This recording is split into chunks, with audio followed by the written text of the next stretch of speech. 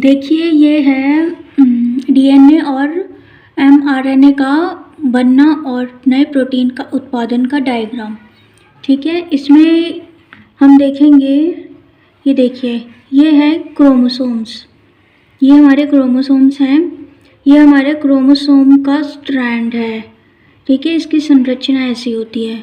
फिर ये है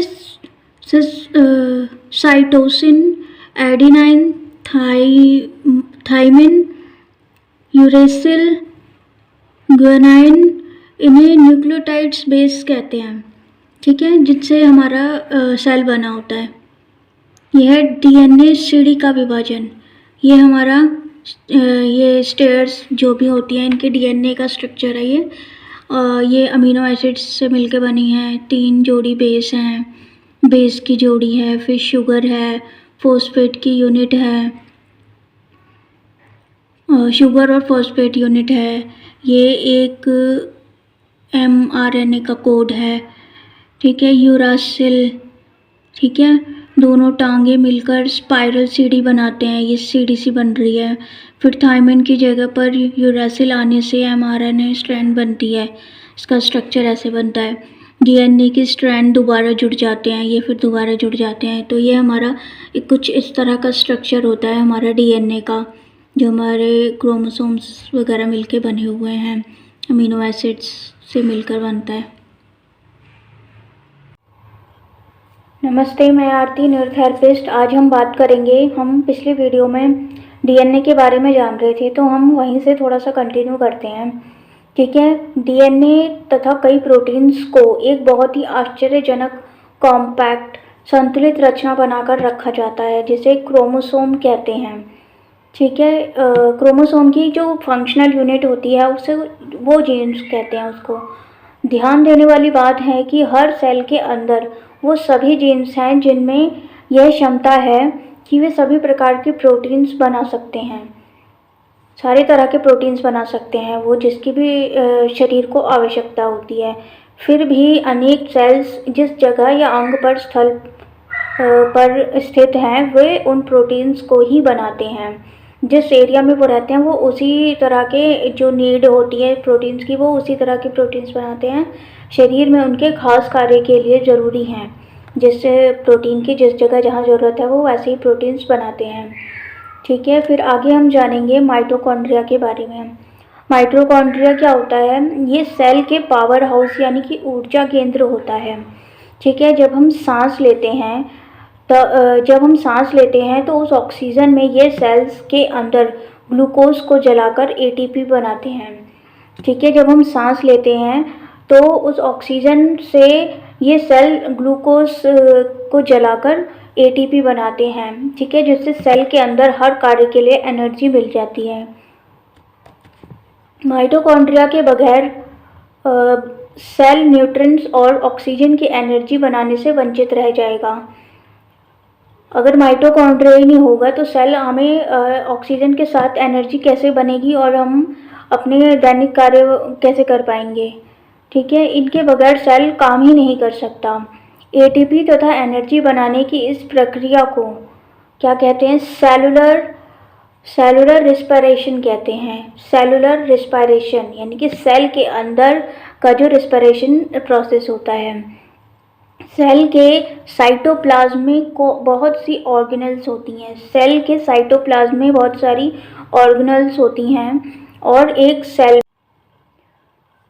हम जान रहे थे माइटोकॉन्ड्रिया के बारे में। ठीक है, सेल के साइटोप्लाज्म में बहुत सारे ऑर्गेनल्स होते हैं और एक सेल में 100 से कम माइटोकॉन्ड्रिया होते हैं। एक सेल में 100 से कम माइटोकॉन्ड्रिया होते हैं और किसी किसी सेल में हज़ारों भी होते हैं। जैसे जैसे मसल्स, लिवर, किडनी,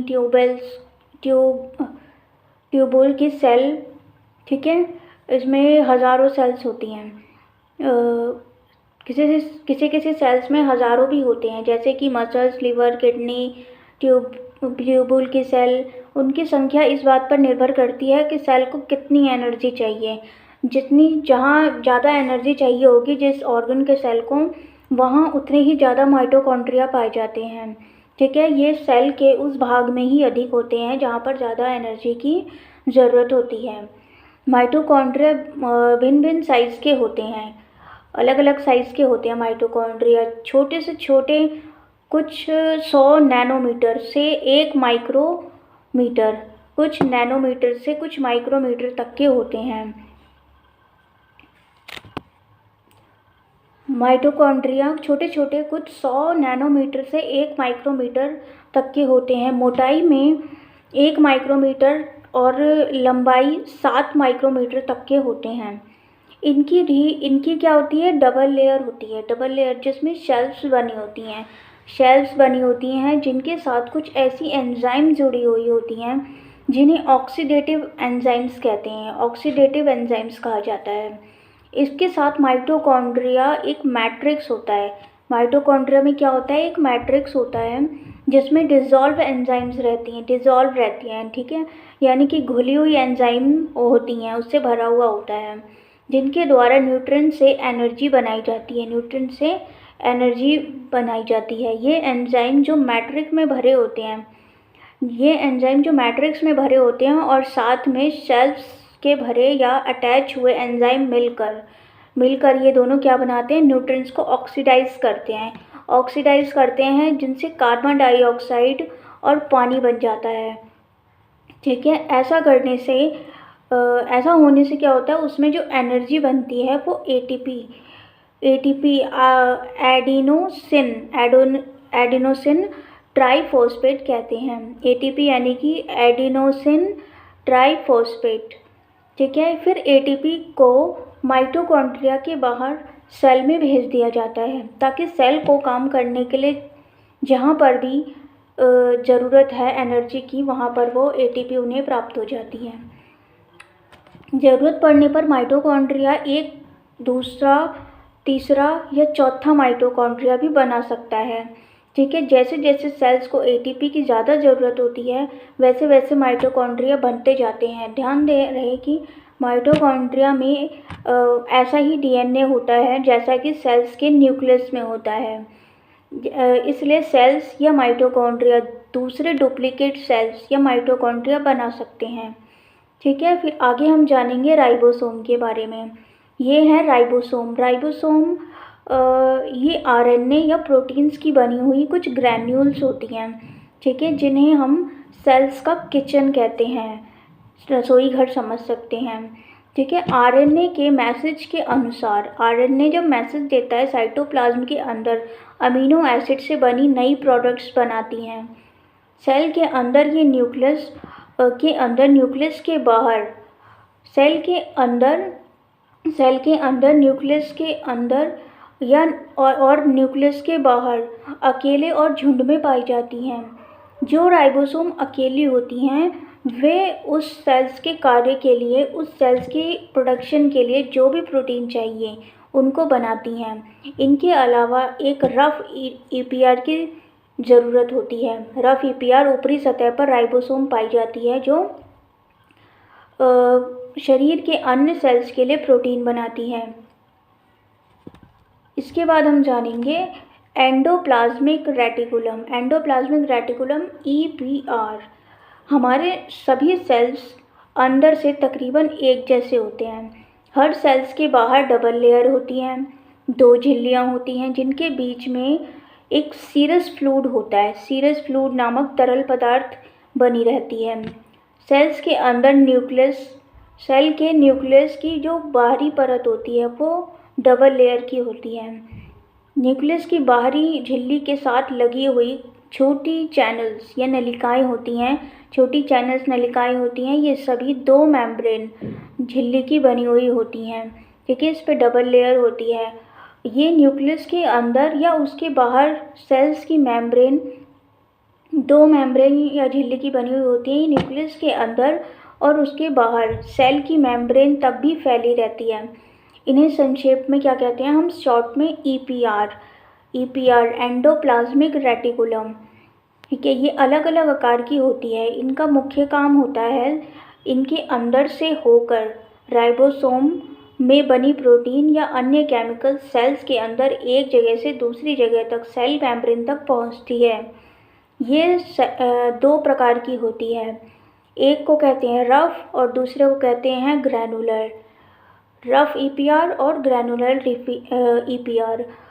दूसरे को स्मूथ या अग्रैनुलर ईपीआर कहते हैं। पहला है रफ या ग्रैनुलर ईपीआर, दूसरा है स्मूथ या अग्रैनुलर ईपीआर। रफ ग्रैनुलर ईपीआर क्या होता है, इस पर राइबोसोम लगी हुई होती हैं, ठीक है। सेल के या इनके साथ राइबोसोम जुड़े हुए होते हैं जिनमें आरएनए रहता है। ये वे प्रोटीन्स और एंजाइम्स हार्मोन्स बनाती हैं जो गोल्गी ऑपरेटस में स्टोर किए जाते हैं, ज़रूरत के अनुसार शरीर के अन्य सेल्स के उपयोग के लिए दिए जाते हैं। इसके अलावा ये तत्कालिक केंद्र यानी कि इमरजेंसी सेंटर्स हैं जिनमें प्रोटीन रिजर्व रहती हैं इमरजेंसी के लिए। ये कुछ प्रोटीन्स के साथ शुगर को मिलाकर ग्लाइकोप्रोटीन्स भी बनाती हैं। स्मूथ अग्रैनुलर ईपीआर, इसमें क्या होता है, इसके अंदर कार्बोहाइड्रेट्स रहते हैं या बनते हैं। ये अनेक प्रकार की fatty acid, phospholipid, steroid hormones भी बनाती हैं। इनमें शराब, कीटनाशक दवाइयाँ, कैंसर को उकसाने वाली केमिकल्स को भी ख़त्म करने की क्षमता होती है। एंडोप्लाज्मिक रेटिकुलम की अन्य फंक्शंस भी हैं। क्या फंक्शंस हैं इनके? इनमें कुछ इस प्रकार के एंजाइम्स होते हैं जिनके द्वारा ग्लाइकोजन को कंट्रोल किया जाता है। क्या किया जाता है? ग्लाइकोजन को कंट्रोल किया जाता है जब उसको एनर्जी बनाने के लिए उपयोग किया जाता है इनमें। और दूसरा होता है कि इनमें ऐसे बहुत से एंजाइम्स हैं जिनके द्वारा दवाइयों के साइड इफ़ेक्ट को दूर किया जा सकता है ताकि सेल्स को कोई नुकसान नहीं होता, ठीक है। वे इसके लिए कई तरीके अपनाते हैं जिनमें मुख्य हैं कोगुलेशन, ऑक्सीडेशन, हाइड्रोलाइसिस, ग्लाइकोरोनिक एसिड की सहायता से कोगुलेशन करना और अन्य तरीकों से करता है। फिर है गोल्गी ऑपरेटस। गोल्गी ऑपरेटस क्या